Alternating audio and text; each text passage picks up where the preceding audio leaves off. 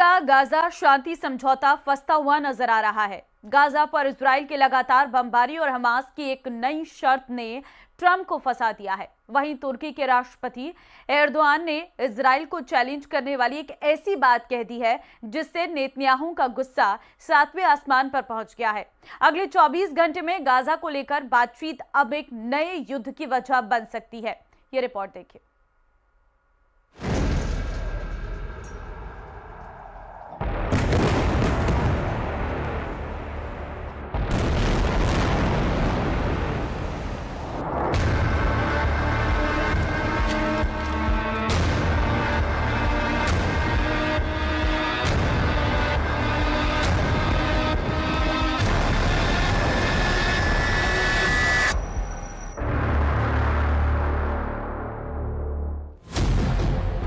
एक तरफ अमेरिका के राष्ट्रपति डोनाल्ड ट्रंप, दूसरी तरफ इजराइल के प्रधानमंत्री बेंजामिन नेतन्याहू और बीच में एक बार फिर खड़ा हो रहा है हमास का प्रमुख याह्या सिनवार, जो ठीक 1 साल पहले गाजा के खंडहरों में मारा जा चुका है। हमास और इजराइल के युद्ध में अचानक याह्या सिनवार की एंट्री कैसे हो रही है? इस सवाल ने व्हाइट हाउस तक सबको बेचैन कर दिया है, क्योंकि जब गाजा में नेतन्याहू की भारी बमबारी जारी है और हर कोने पर इजराइल की सेना मौजूद है, बावजूद इसके गाजा को अब भी कंट्रोल कर रहा है हमास। हमास ने डोनाल्ड ट्रंप के सामने बहुत बड़ी शर्त रख दी है। हमास ने कहा है कि अगर डोनाल्ड ट्रंप गाजा पर डील चाहते हैं तो इजराइल को याह्या सिनवार की लाश लौटानी होगी।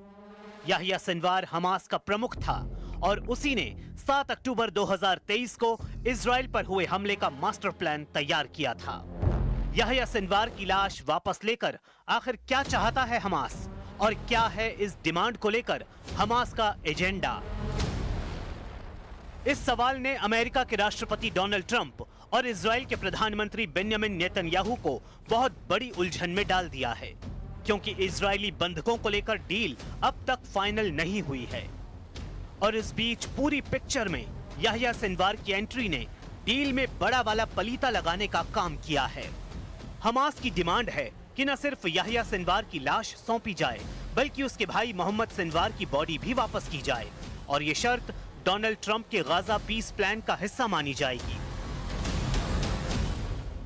The Sunday evening deadline was to hear back from Hamas on the proposal one way or another. And of course, on Friday, Hamas put out a very clear statement in the president's view that they accept the president's framework, and that's why those technical talks are now underway. But again, we want to move very quickly on this, and the president wants to see the hostages released as soon as possible.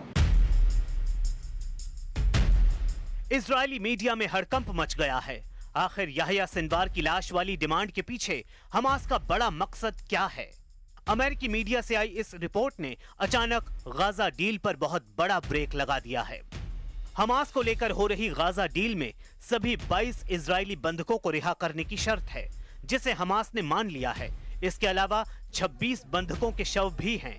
ये वो Israeli नागरिक थे जो Hamas के बंधक थे और फिर हमास और इजराइल की मुठभेड़ के दौरान मारे गए या इजरायली बमबारी में जिनकी जान चली गई। यानी हमास लाशों की अदला बदली भी चाहता है। أولويتنا الوقف الفوري للعدوان الصهيوني وحرب الإبادة على قطاع غزة، ونجدد عهدنا بالتمسك بكامل حقوق شعبنا الوطنية الثابتة والدفاع عن تطلعات شعبنا الأبي في التحرير والإصلاح والاستقلال।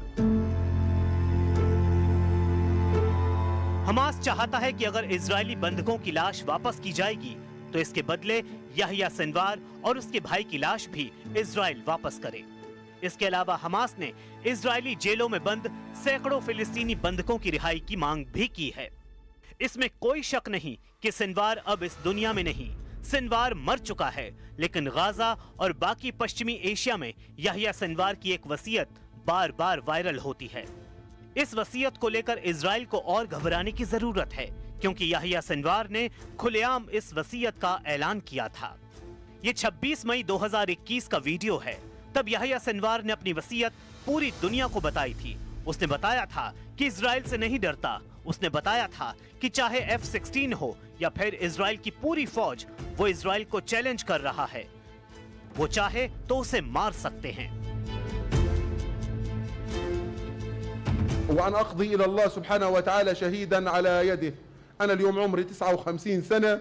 أنا حقيقة أفضل أن أستشهد بالإف 16 أو بالصواريخ من إني أموت بالكورونا، أو من إني أموت بجلطة أو بسكتة أو بحادث طرق أو بشغلة من اللي بيموتوا منها الناس। सिनवार बता रहा है कि इजराइल उसका कुछ नहीं बिगाड़ सकता। 3 साल पहले ही सिनवार ने ऐलान कर दिया था कि वो एक शहीद की तरह मरना चाहेगा, यानी लड़ता हुआ मरेगा, ना कि ऐसी मौत चाहता है जिसके कोई मायने नहीं। 16 अक्टूबर 2024 को सिनवार के खिलाफ जब ऑपरेशन शुरू हुआ, तब उसकी तलाश में इजरायली ड्रोन एक एक इमारत में घुसकर तलाशी ले रहे थे। जब वो इस बिल्डिंग में दाखिल हुआ तो सामने सोफे पर एक शख्स बैठा हुआ नजर आया। उसका एक हाथ बुरी तरह टूटा हुआ था। वो ड्रोन को तिरछी निगाहों से घूरता रहा, ड्रोन भी मंडराता रहा। ये सिनवार ही था। ड्रोन को देखकर सिनवार ने दूसरे हाथ में थामी छड़ी से वार किया। ये सिनवार का इजराइल पर आखिरी वार बताया गया। तब इजराइल के टैंकों ने उस इमारत को चारों तरफ से घेर लिया जहां सिनवार का ठिकाना मिला था।